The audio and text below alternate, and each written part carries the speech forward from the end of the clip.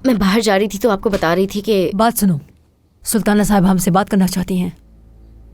क्या करूं मैं अब इस सुल्ताना का? क्या कोई एक दिन सुकून से नहीं गुजर सकता इनकी तकरीर सुने बिना? अब पता नहीं क्या चाहती हैं।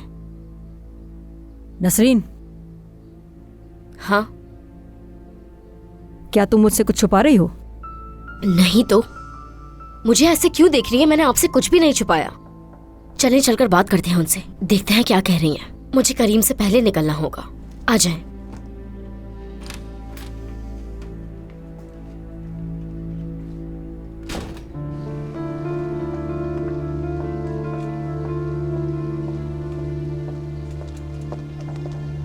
गुड मॉर्निंग अम्मी जान। गुड मॉर्निंग बेटी। मरियम, जी सादिया साहिबा। आज शाम को मैं और करीम डिनर घर पे नहीं करेंगे, तो बस खाना उसी हिसाब से देखकर तैयार कर लेना। ठीक है सादिया साहिबा। क्या फारूक के घर जा रहे हो? नहीं, वो बस हम दोनों आज साथ में कहीं बाहर डिनर करना चाह रहे थे। काफी टाइम हो गया है हमने ऐसा नहीं किया। ये तो अच्छा है, मैं तो चाहती हूँ तुम दोनों बाहर चले जाओ कहीं। हाँ, क्यों नहीं, ऐसा भी हो सकता है। मैं पूछती हूँ जाकर करीम से। अच्छी बात है।